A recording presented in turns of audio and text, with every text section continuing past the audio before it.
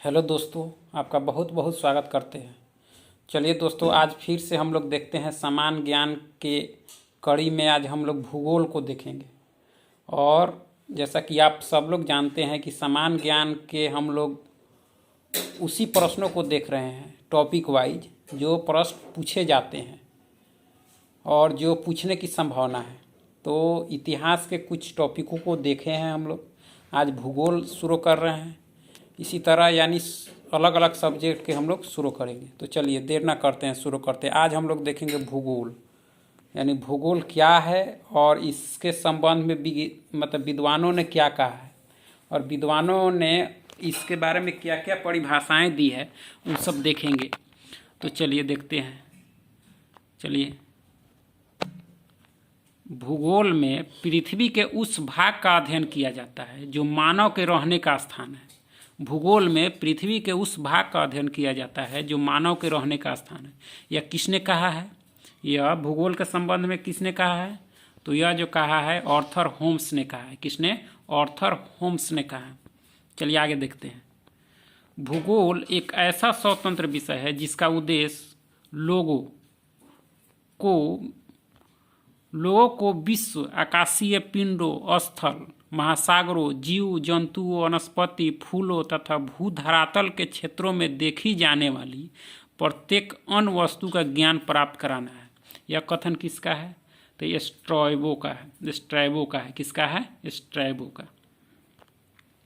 चलिए दोस्तों आगे देखते हैं। भूगोल पृथ्वी की झलक को स्वर्ग में देखने वाला आभामय विज्ञान है।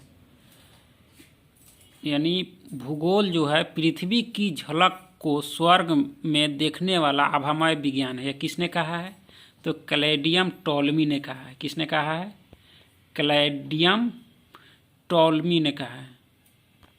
चलिए और देखते हैं भूगोल के संबंध में किसने क्या कहा है।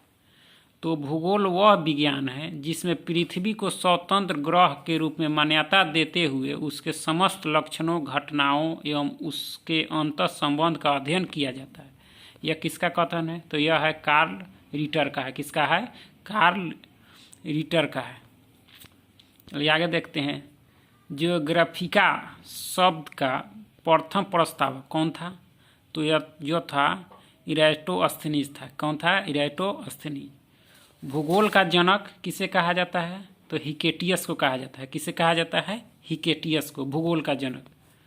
चलिए, वर्तमान भूगोल का जनक यह कहा जाता है अलेक्जेंडर वान हम्बोल्ट को। वर्तमान भूगोल का जनक किसे कहा जाता है? तो अलेक्जेंडर वान हम्बोल्ट को। चलिए आगे देखते हैं। व्यवस्थित भूगोल का जनक यह किसे कहा जाता है? व्यवस्थित भूगोल का जनक तो इराटोस्थेनीज को। किसको? इराटोस्थेनीज को।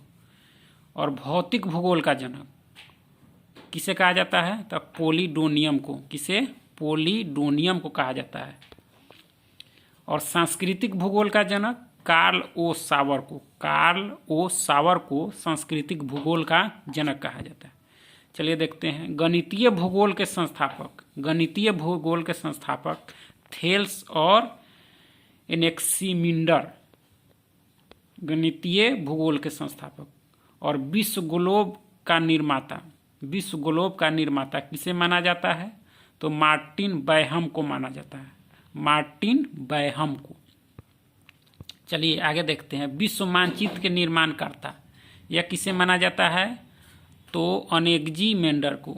किसको? अनेग्जी मेंडर को कहा जाता है। आगे है भौगोलिक विश्वकोश के रचनाकार यह किसको कहा जाता है? तो स्ट्रैबो को कहा जाता है। स्ट्रैबो को कहा जाता है। नेक्स्ट है अध्ययन के लिए स्वतंत्र विषय के रूप में भूगोल मान्यता कब मिली? यानी भूगोल को कब मान्यता मिली? तो यह जो मिली वह मिली 19वीं सदी में। यानी अध्ययन के लिए स्वतंत्र विषय के रूप में भूगोल को मान्यता कब मिली? 19वीं शताब्दी में। चलिए बहुत बहुत धन्यवाद। अगर पसंद आया हो तो लाइक एंड सब्सक्राइब जरूर कीजिए। बहुत बहुत धन्यवाद। चलिए।